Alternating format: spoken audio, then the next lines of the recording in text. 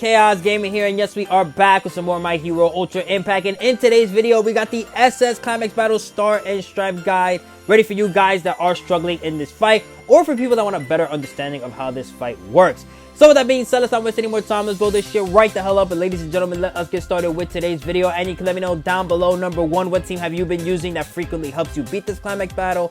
Number two, how is this Climax battle for you? And number three, I just want to mention this as well. If you feel like you're still struggling after this video, I would say join the My Hero Ultra HEC Discord. The link is in the description. And go to the subsection of Climax battle, and you have some people there that will help you out. Or if you feel like you're not that type of person that really wants to ask for help, you could go into like the media section and then just look at all the people's teams that they use to beat this Climax battle, and then from there you come up with your own strategy with that team and try to beat the fight. So let's get started. Let's take a look at the first thing right here, which is going to be the recommended skills. We have status ailment null, bullseye, DK, and then status ailment effect turn count reduction, which the only character currently in the game to have this effect is going to be Jito. If there is another character, I will post it on the screen. However, that is the only character off the top of my head that I know that has the effect turn count reduction. Now, I would say of the importance, definitely what you want to have in this fight is bullseye and status ailment null.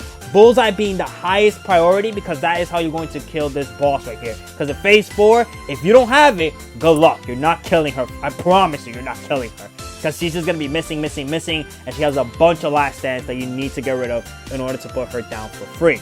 Now, let's take a look at the main skills right here. I'm only going to be looking at the first two because there are a lot of people that are confused on why their hide characters are getting hit, or characters that are not having the ability cover are getting hit as well. So literally the first three words right here.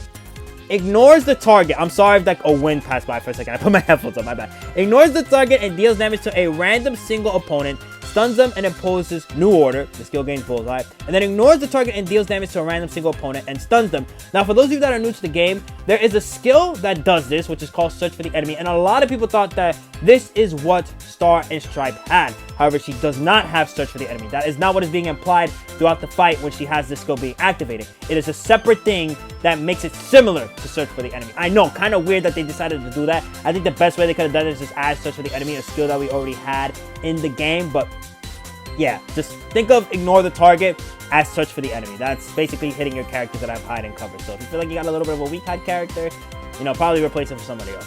However, now that we take a look at that, another thing I do want to mention as well is that be careful of not bringing blue or yellow characters. Those are characters that are not recommended for this fight. Do not do that at all, because they are going to make it to where this fight is going to become very difficult for you. So ultimately, you want to bring red characters, green characters, and purple characters. Those are the type of things that you want to make sure building your team is going to be going into that fight.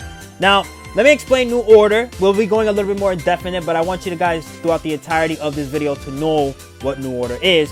So when the specified conditions presented at the time it was inflicted are met, this effect will be converted into a particular status ailment. So for this Climax battle, what she has is basically the stun, and she has the buff cancellation. She could have more, but that had to be something that we test out ourselves in PvP when we actually get to use the character, which will take a little bit because it takes a while to max out a Climax battle character to level 100. But just remember this effect while we go throughout the entirety of this fight, which is going to be phase 3, the most important thing with this New Order. So phase 1, the easiest phase by far, but I would just say to try to lower her HP as fast as possible. That's where I've had the most success. And also make it to where that you do have a status ailment null character, because when I tried this Climax battle with 3 characters that didn't have status ailment null effect, we got stunned. And it was Midoriya, Bakugo, and Iron Man. We tried all those 3 characters together in phase 1. We got stunned by the end of phase 1. So definitely make sure you have a status ailment null character. Or if you have the Jito, make sure you have Jito in the front as well. Or, I mean, we'll take a look at all those characters. Let me not get into that right now, because right now I'm just explaining the phases. Let me calm down. Phase 2. This is where she starts to get Sharp Eye. So Sharp Eye is basically where she has the chance to dodge your attacks. And that's where Bullseye comes into play. So Bullseye, and also where I see people start to struggle. Oh, sorry, not struggle, get stunned. However, the strategy stays the same as in phase 1. Just lower the HP down as fast as you can, and I like to make sure it's before she activates her plus ultra, because after 3 to 4 turns, I could be wrong on the amount of turns, but it could be 3 to 4 to 5, that's when she's going to activate her plus ultra. By then, you should be able to kill her. Like, if you have a strong character, done. You're good, and you don't got to deal with them. So here we just see the Sharp Eye being activated, and then we see her HP getting lowered quick, so we know that we're moving on to the next phase. Also, a tip. Do not use a character that cancels her buffs in phase 1 or 2. I've been seeing people say that that is a bad thing to have, because then it makes it to where she becomes even more crazy. So be careful with that as well. You could probably use it in phase 3 or 4. That's why I didn't see people complain about it. And plus, I've seen people beat it with All For One, the Climax Battle version that recently got buffed. So, yeah, if you're going to use a character that cancels buffs, just make sure you're using on the last 2 phases, not the first 2 phases. Phase 3. Now, this is where the fight can get a little tricky for most people, but I will say as long as you have characters that have both Bullseye and Status Ailment Null in your backline, then you're fine.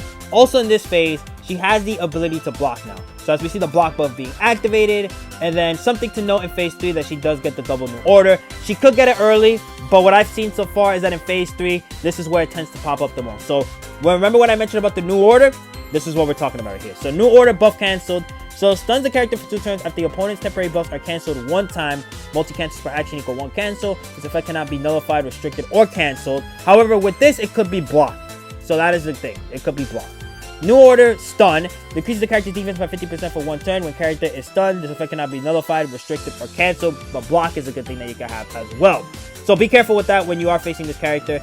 Now, I will say this with the stun. The stun comes for the first new order. The second new order comes a little bit later, which I'm thinking phase 3 is going to be the case. Now, phase 4. Here is where the fight can be very difficult. And we've seen through my videos that I've lost the first time that we go into this fight in phase 4. As now, not only does she have the block skill, she also has revenge and parry. If you guys don't know what revenge and parry does, basically it deals damage back to you. Revenge does it with the block HP. Well, it does it with the characters we currently have in game.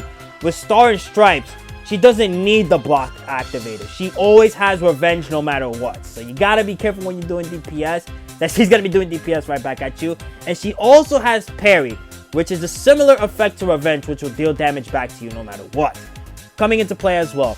Also, she has her ignore target mechanic active, so characters that hide and cover don't really matter to her when fighting in this phase. I would definitely recommend having one healer that will be shown at the end be on your lineup here, as of course it would give you a fighting chance to win. And also, as stated earlier, Bullseye characters are essential as you need to get rid of her last stands as well, and it's very hard to hit her here without Bullseyes being active. So as you guys can see right here, the revenge being activated, then we got the parry being activated, we got the penetrate that's also being activated. If you guys don't know what penetrate does, it basically does damage to the opponent with defensive mechanics like damage reduction, all that other stuff. And then we have the multiple last stands being active. Now the max I've seen her have last stands is 10. So you want to make sure that when you do get her to that 1 HP, 10 hits are going to be guaranteed hit on her with at least 2 characters. We'll take a look at the recommended characters that you definitely want to have with Bullseye on this last phase. And then finally, she also has Bullseye being active as well. Now most people are saying, well then, if Bullseye is being activated, why the hell would you have Hawks here? Well, most instances, you know, with Hawks, he has a crazy effect that makes it to where that he lowers damage. He has damage down. So when the penetrate isn't activated, you're basically taking 0 damage majority of the time. But if the penetrate is active, then you can make the case that, you know, you don't really want to bring Hawks like that. Hawks is like a what? Like a 70-30. Sometimes it'll perform good. Other times it'll make it to where you might lose this fight. So be careful with that. Next. Shout out to Ludi for this. I always give the highest respect for people that make these type of like character tier lists for the fight, or just recommend the characters for this fight in general. If you like to be that type of person that does that as well, hey man, give it a shot, and you might be in the next Climax video here. Who knows? If we get a lot more Climax battle, which I hope that we are more consistent with Climax battles. One thing that I really would hope that they do, and I'm praying, is that we make it to where we get 1 new Climax battle and then 1 old Climax battle. Maybe that sounds a little bit too much of a grind. You can make that being the case. But I don't know. I mean, what do you guys think? Do you guys think that's too much, or do you guys think that'd be a perfect thing to have? I think it's a perfect thing to have. So let's start off with the supporter characters that we see right here, which is going to be Invisible Girl and Jito. Again, Jito having the turn effective cooldown of status ailments, which is super clutch to have. And then we got Jito with her status ailment null. Iron Mite, who has Bullseye and Block, making it to where, you know, our Geizos is going to make it to where we are chilling for free. Then we got Lady Nagant, as you will see in my team. She does have the ability to make it to where that she has Bullseye, defense down, which is also very important in phase 4, having defensive down, super clutch. We got Shigaraki, who is made for this Climax battle, making it to where he does more damage on block, also HP DK, as we saw at the recommended skills. Then we got Lady Nagant, the green one, who has vulnerability. She also has Bullseye as well. We got Power to Change the Future Bakugo, who does get Bullseye once his enhancements are activated. However, when I used this Bakugo, we really didn't see the enhancement being activated at all. So I would just say he's here to be a block character and make it to where we take less damage. We have our girl Toga, who has status ailment null for the first turn up to 1 time. Also, she makes it to where she has defensive down as well, so it makes it to where you can do more damage. She also has cooldown extension as well, which makes it very useful for her effect that she has on her active skills. We got Green Bakugo, like as we know with this character, like one of the best debuffers that you can have in the game.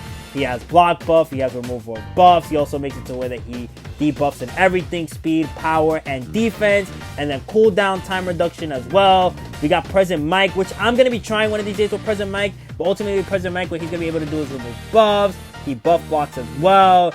I don't know. I don't think Confusion would activate here. We could try it out, but I don't think it's going to work out at all. For the 18 characters, we have our boy Season 8 Midoriya and Bakugo. As we've seen, this guy could do a lot of damage, especially when his enhancement is activated. He's a little scary going into the final phase because sometimes he can miss his skills, so you got to be careful with that. We got both awful ones, the purple one and the red one. The purple one, very good for this Climax battle because of the amount of debuff that he gives to yellow type opponents. And then the red one, which not only has Bullseye, but he also has the ability to cancel the temporary buff that opponents has as well. Also, wait, no, not cancel. Sorry, they changed that out. He steals temporary buffs, which is another great thing that you can have for this fight. Next, we got Momo, a great option that you can have. Last Dance for the fourth phase, and then the status element null. Compress, trying to think right here with Compress, defense up, I'm assuming. You also have the ability to make it to where that you can bind, cooldown reduction. If anything else is slipping off the top of my head, you can let me know. I think he also debuffs, but I could be wrong on that. We have our boy Julio, who does the Nullify for 2 turns, which is super clutch to have. You also have the Evasion, which sometimes be capable, sometimes not, it depends. Then you have also the crit that he's able to give, penetrate as well that he's able to give, the speed increase, if that matters, you can do as well. We got Fox Midoriya, who does have status ailment null. He does have Bullseye, I think. I could be mistaken on that. Ultimately, I would love for you guys to search up these characters' kits as well, so you got a better understanding of the characters. But off the top of my dome piece, I think he has Bullseye. I could be mistaken on that. Next, we got Shigaraki. This does have HP DK.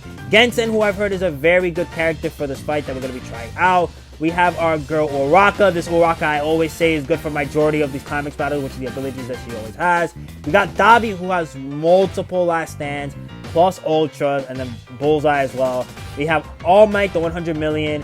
We have Steampunk Aizawa. We got Fumikage Tokoyami, which I've seen somebody beat this whole Climax battle in 5 turns with Fumikage Tokoyami being on the lineup. He has status ailment null, and he also has another effect as well.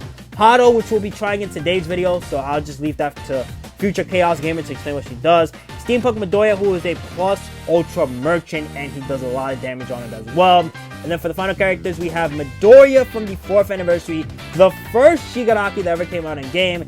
Then we got Class 1B's Mushroom Girl, and then finally we have Movie for Midoriya, which, as I'll say, will Movie for Midoriya, kind of similar to what Julio does, but Midoriya is more on the support side of things with the HP regeneration, the status ailment null every 3 turns. That's what makes him kind of compared to other characters. You also have it to where he has cooldown reduction as well. Yeah, just overall, just helping the team out in many supportive ways. So that is the overall character tier list for this, which again, big shout out to Ludi for this.